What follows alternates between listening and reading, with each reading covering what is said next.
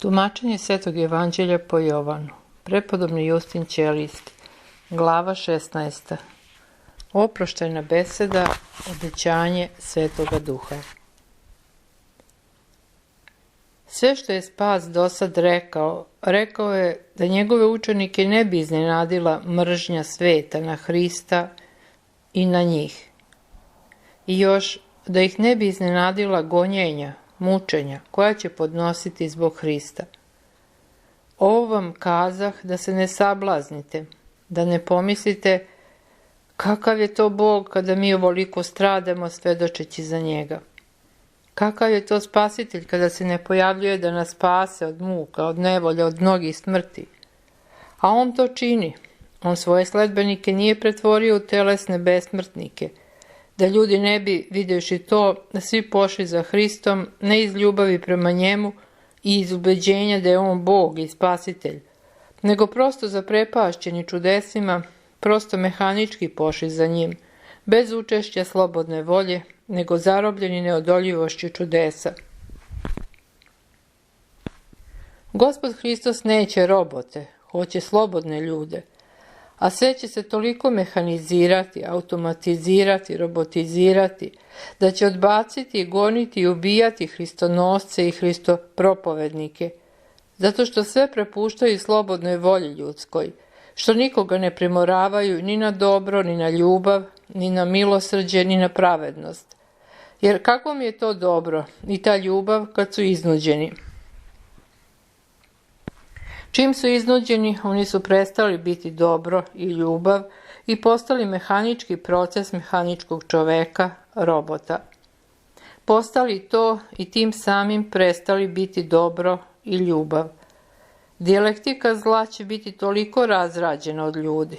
Logika zla će toliko postati logika ljudi da će oni ubijajući hristonosce, bogonosce, smatrati da istinski služe čovečanstvu, tom svom božanstvu.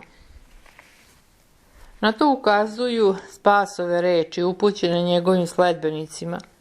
Izgonit će vas iz zbornica, a doći će vreme kad će svaki koji vas ubije misliti da Bogu službu čini. A pravi uzrok toga bit će u tome što ljudi nisu htjeli da poznadu i priznadu istinitog Boga. A niko im nije više dokaza dao o sebi kao takvom istinitom Bogu od Gospoda Hrista. Pa kad i u njemu ne vide, ne poznaju i ne priznaju Boga, onda su zbilja neznabošci i bogoborci. Jer u svemu Hristovom prisutna je presveta Trojica, jedini istiniti Bog i Gospod, prisutna svim svojim božanskim savršenstvima i silama. To ne vidjeti znači zaista biti dobrovoljni i svesni rob i robot logike zla, demonske dijalektike zla. To neznaboštvo se obično projavljuje u životu ljudskom kao nepoznavanje istinskog dobra. Onda ljudi zlo proglašuju za dobro, laž za istinu, nepravdu za pravdu, mrak za svetlost, smrt za život. Jer neznabožac, ne znajući Boga, ne zna ni šta je istinsko dobro, ni šta je istinska pravda, ni šta prava istina. U njega je sve prevrnuto tumbe, sve izopačeno, jer ima izopačen um. Ljudi razorenog uma, istrulilog u zlu i greh uma, koji svoje umovanje obavlja uvek posredovanjem logike zla, koja se u njemu ugnezdila i potpuno potisla logiku dobra. Neznabožac je obično najpre umni nevaljalac, intelektualni nevaljalac, a zatim i praktični i empirični nevaljalac. U njega postoji intelektualno, logičko, dijalektičko opravdanje zla, koje se zgodnom prilikom transsubjektivizira i postaje empirijskom činjenicom u spoljnjem svetu. A sve su to razne transformacije jedne i samo jedne stvarnosti duševne, neznaboštva, nepriznavanje Hrista za Boga i Gospoda. To Gospodin naglašava govoreći: i ovo će činiti jer ne poznaše Oca ni mene. Svim ovim Spasitelj pokazuje kakvo mesto u bogočovečanskom domostroju spasenja zauzima stradanje. Istovremeno On daje i opravdanje stradanja, i smisao, i cilj. Ono je neophodno jer je sastavni deo one organske bogočovečanske celine koju nazivamo spasenje. Samo ono je prolaz i prelaz u radost, kroz tugu u radost, kroz smrt u spasenje. Na njemu stoji božanski pečat onih reči koje je spas izgovorio za sebe i svoje stradanje. Treba mnogo postradati. Matej 16.21, Luka 17.25, 9.22. Tu je mnogo nadumnog, neshvatljivog, ali je sve božansko, bogočovečansko, ispunjeno božanskom logikom spasenja. Ali taj božanski smisao stradanja čovjek ne može da shvati bez blagodati. Treba najpre da se ispuni Duhom Svetim, da se njime osveti i prosveti, tek onda osjeti i shvati smisao stradanja. Primer najbolji. Sveti apostoli. Na tajnoj večeri, a i pre toga, oni nikako ne mogu da shvate zašto je potrebno da strada tako divan čovjek kao što je njihov učitelj. Zato se srce njihovo ispunjuje tugom, a Spasitelj ih teši. Kime? Opet utešiteljem. Jer utešitelj ima doći u svet tek kada bogočovjek završi svoj bogočovečanski podvig spasenja sveta. Bolje je za vas da ja odem. I zaista se pokazalo bolje, jer čim se uzneo na nebo, spas je poslao s neba božanskog utešitelja. Utešitelj dolazi u naš svet zbog Gospoda Hrista i to dolazi da nam kaže božansko mišljenje o postupanju sveta prema Spasitelju sveta. I krotki utešitelj, iako dolazi da teši i produži spasenje sveta, on će najpre pokarati, izobličiti svet za 3 stvari. Za greh, za pravdu, za sud. Za kakav greh? Za neverovanje u Hrista. To je najveći greh. Svi se ostali gresi posredno i neposredno izvode iz njega i izviru iz njega. A taj greh su ljudi razradili do genijalnosti, jer su mučili Spasitelja, bili i ubili njega koji je došao da ih spase. I spasao ih je od greha, smrti i đavola, to jest od pakla i svega paklenoga. Ne verovati u Hrista, to je odbaciti Boga, Božju istinu, Božju pravdu, Božju ljubav, Božju večnost, nebo, raj, sva božanska savršenstva i svesno i s ljubavlju ostati u grehu, u smrti, u zlu, u paklu, u svemu đavolskom. Zar ima veći greh od toga? Pokarat će svet još za pravdu, što idem k Ocu svome i više me nećete vidjeti. Za pravdu. A pravda Božja je Hristos, Bog Logos ovaploćeni. On je u svetu čovečanskom oličavao telom svu pravdu Božju. Svu je učovečio i oplotio. A ljudi htjeli su da se oslobode te pravde, da je oteraju iz svog zemaljskog sveta, da je ne bude više u svetu, da postane nevidljiva za svet. Zato su i raspeli i u grob oterali pravdu Božju, Gospoda Hrista. I on je zaista uzneo se sa telom k Ocu i postao nevidljiv za svet. Nećete me više vidjeti. Mada su ga apostoli viđali posle vaskrsenja 40 dana. I kasnije se mnogo puta javljao njima i svojim sledbenicima, kao što se i sada javlja. Rekao im je, i više me nećete vidjeti, kao predstavnicima hristobornih ljudi, grekoljubivih i bogobornih. I zaista za njih je spas nevidljiv. No iako se telom uzneo k Ocu, on je sav svojim božanstvom, svim božanskim silama svojim ostao u crkvi i Duhom Svetim dela iz nje neprekidno sve do strašnoga suda. Duh Sveti pokaraće svet još za sud, što je knez ovoga sveta osuđen. Da, ljudi su izvršili sud nad Bogom, najsramniji i najodvratniji, kakav ni demoni nisu izvršili kad je u pakao sišao. Ljudi su osudili na smrt kneza, vladara ovoga sveta, tvorca i svedržitelja i spasitelja. Ima li bezumnijeg suda od toga? osuditi Boga i to na smrt. Samo za taj greh koliko li paklo zaslužuju ljudi. Ali u beskrajnom čovjekoljublju svom Gospod Hristos oprašta hulu na Sina čovečijeg, jer ga ta ljubav čini jedinim i jedinstvenim spasiteljem sveta. Da nje nije imao, već da je samo po pravdi svojoj sudio, od sveta ne bi ostalo ništa, prošao bi gore od Sodoma i Gomora, jer je greh Hristoubistva nesravnjeno veći od svih grehova učinjenih u ovom svetu, od Adama pa sve do strašnoga suda. Kao tvorac i sadržitelj i spasitelj, Gospod Hristos je zaista vladar ovoga sveta, ali ljudi su svojim greholjubljem izabrali za svoga vladara đavola i on je postao knez ovoga sveta koji u zlu leži, u zlu u koje su ga ljudi stvalili svojim gresima. Još vam mnogo imam kazati, jer Boga ko će iskazati, naročito Boga u telu. Ma koliko bilo o njemu kazano, nesravnjeno više ostaće nekazano, jer su u njemu sabrane i ovaploćene sve tajne Boga i sve tajne čoveka, sav život Boga i sav život čoveka.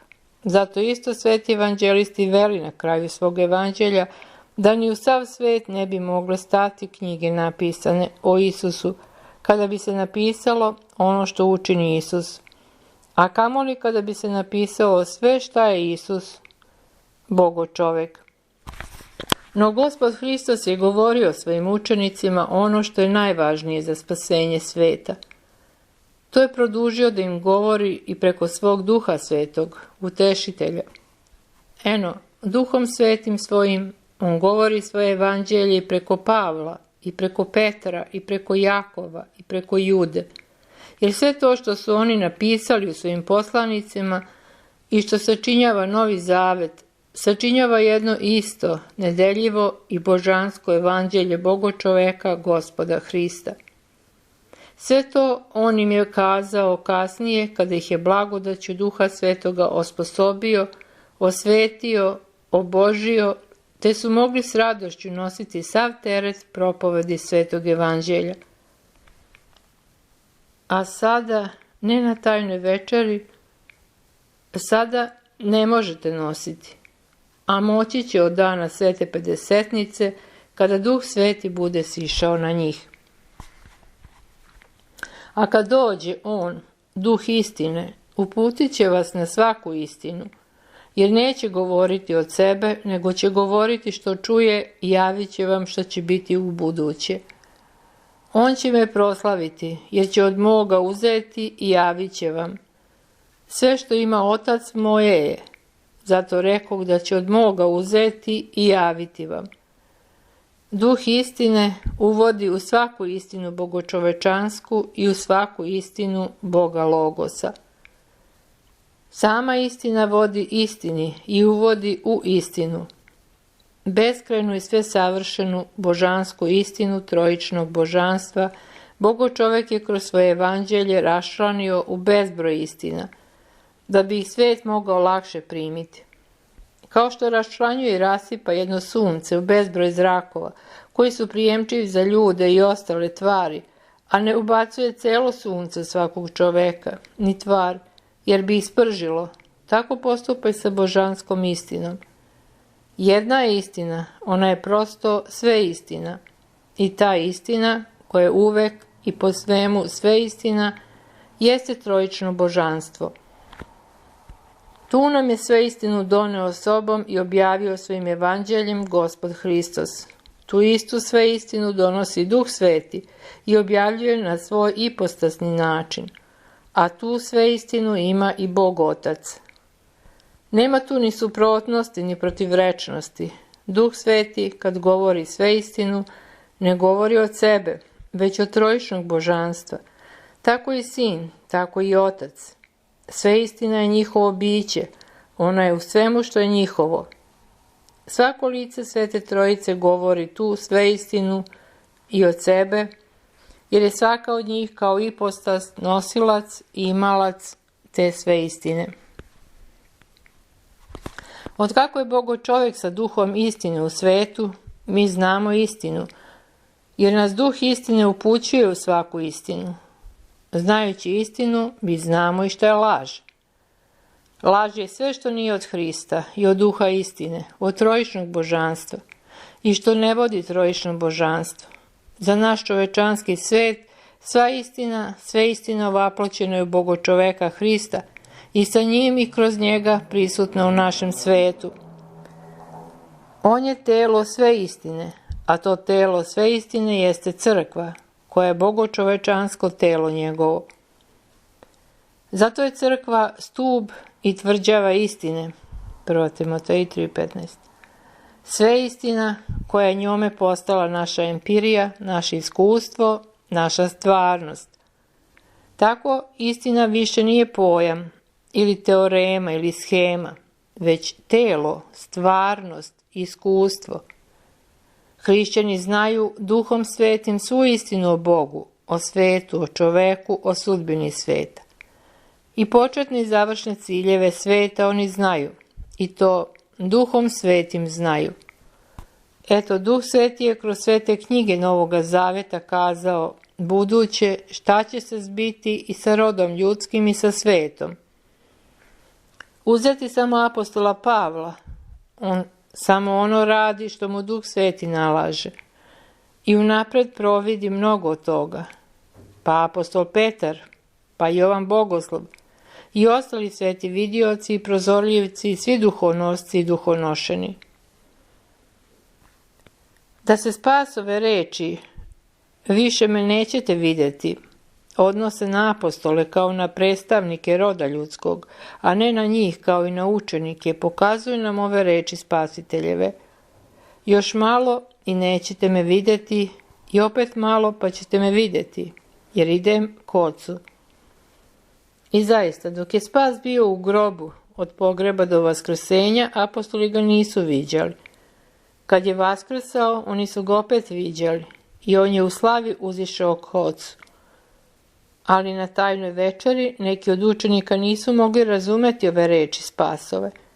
Zato im on predano i objašnjava da se one odnose na njegovu smrt i vaskrsenje. Njegova smrt bit će za njih teška tuga, ali će njegovo vaskrsenje iz mrtvih tu tugu pretvoriti u radost. Tuga je velika to, jer je muka velika, kao u žene porodilje, ali i radost velika kada se tuga velika završi rađanjem deteta i smrt vaskrsenjem. Tuga učenika bit će kratkotrajna, a radost od vaskrsenja vekovečna i neiskazana. I radovat će se srce vaše, i radost vašu niko neće uzeti od vas. Niko neće uzeti od vas, niko od ljudi, niko od demona, niko od ostalih bića, ili će ona postati duša duše vaše. I biće vašeg, postati sastavni deo vašeg večnog evanđelja, bogočovekovog evanđelja. Niko, ni smrt, ni mučitelji, ni gonitelji, ni ubice. Jer će radost vaskrsenja postati vaša besmrtnost, vaša večnost, nedosežna ni za kakvu smrt ili prolaznost.